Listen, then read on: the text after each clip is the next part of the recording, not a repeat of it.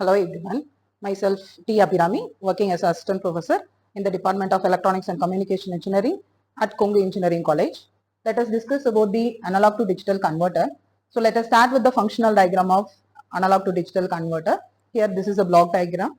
Here we are going to give the analog input VA, then this analog input will be converted into digital outputs, that is D1, D2, D3 up to Dn. One more input will be given as reference voltage. Then two control lines will be given. One is the start.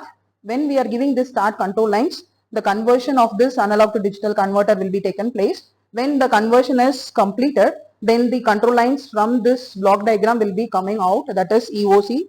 So it will be the end of conversion. So this is the block diagram or functional diagram of A to D converter. So next we are going to see about the various types of analog to digital converter. Here majorly classified into two categories.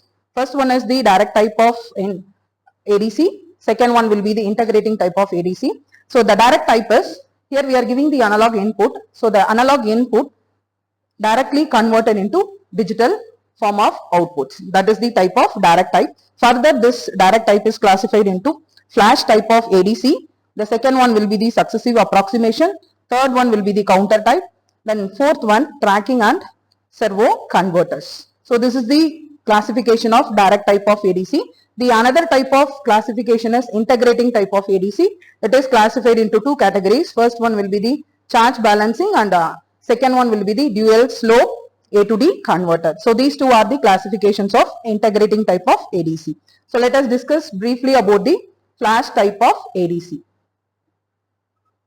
So here we are having the diagram of flash type of ADC. Otherwise we can call this as a parallel comparator. So here I am going to use the number of comparators. Okay. So here we are having the 7 number of comparators. So the input of this comparator will be given from the analog input. So the output we are taking from the X0. This will be directly given into the 823 priority encoder. Next to that, output of that, this comparator will be considered as a X1. Then the output of this comparator will be considered as a X2. Then next to that is X3. Here it is X4. Next to that is X5. So this one will be X6. Then the last comparator output will be the X7. So here one more voltage will be given, that is the reference voltage. By using the voltage divider resistor network we are using. So in this at this node we have to find the voltages. So here starting with this V1, this will be V2, V3, V4, V5, V6, then V7. So how we are going to calculate these node voltage means, first we will consider the V1. So V1, if we are considering the voltage across this node, will be considered as this resistance will be connected to the ground. Then we are considering this resistance divided by the total resistance. Here same range of resistance we are using in the network. So the total resistance will be 8 into R. The supply for this voltage divider network is VR. Then the R will get cancelled. So that V1 value becomes 1 by 8 of VR. So like this we are considering for all the voltages across this node. V2 will be 2 by 8 of VR. For this node the voltage across this is 3 by 8 of VR. For V4 the value becomes 4 by 8 of VR. Then 5 by 8 of VR. Here it is 6 by 8 of VR. Then in this node 7 by 8 of VR. Then in this node it is the VR. So like this we are getting the supply at the negative terminal of the operational amplifier. So the analog input will be given to the comparator. All the positive terminals will get the analog inputs. So here the least case we are getting this voltage as, first we are considering the different voltages will be applied.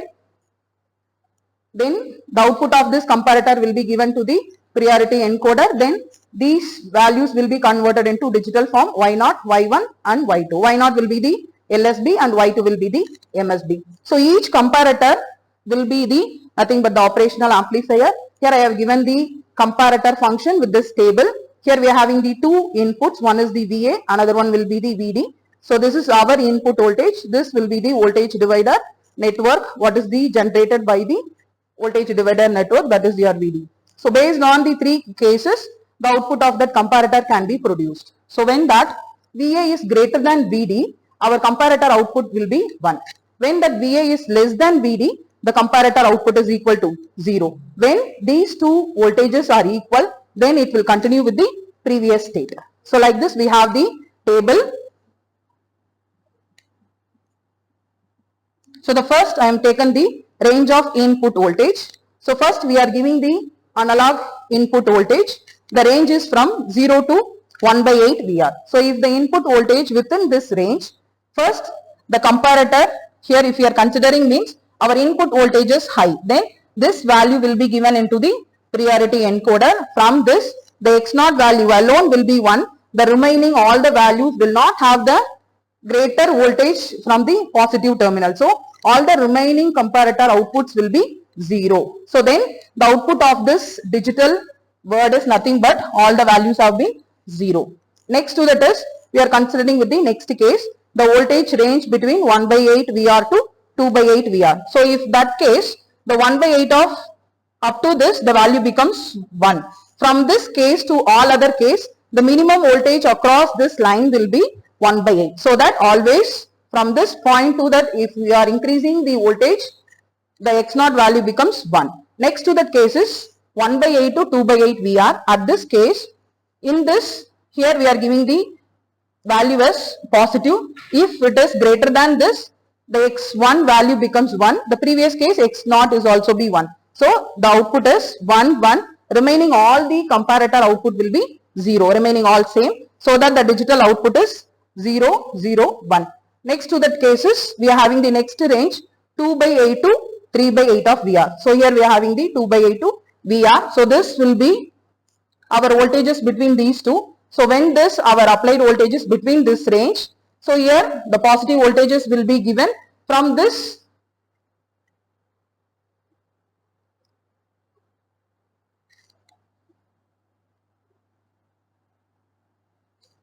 So here 3 by 8 of VR.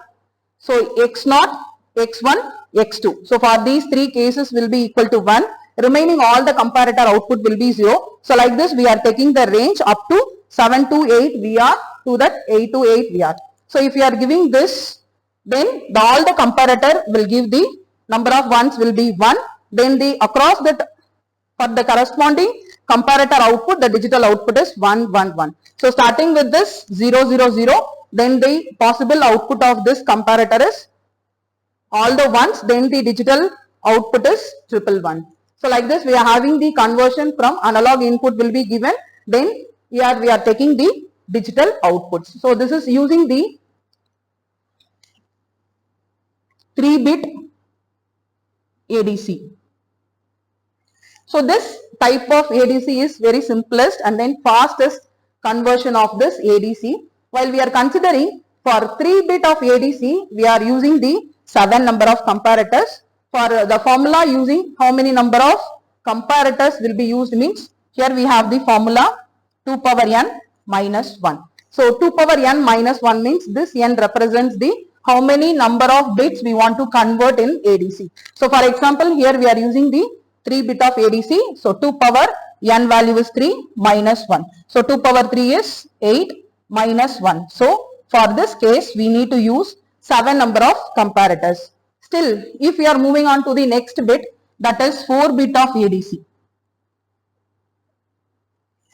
If you are using that 4-bit of ADC, the n value becomes 4. So 2 power 4 minus 1. So 16 minus 1, the value becomes 15. So if we are increasing a 1 bit additional to the conversion of ADC, here we need the requirement of 50 number of comparators. So if we are increasing the number of bit, the complexity of the components will be high.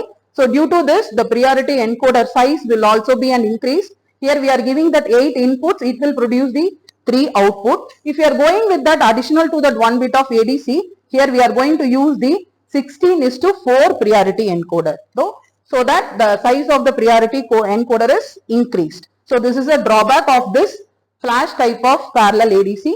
And one more thing is the conversion time taking for this flash type of ADC is So the conversion time taking for this flash type of ADC is less than that of 100 nanoseconds. So this is the advantage. And then one more thing is it is the simplest form of ADC. Then it is fastest A to D converter. So these are all the advantage of this flash type of ADC. But while considering the size, if you are increasing the number of bits, that will be the components required for this conversion will be more. So this is the most expensive. So this is the drawback of this flash type of ADC.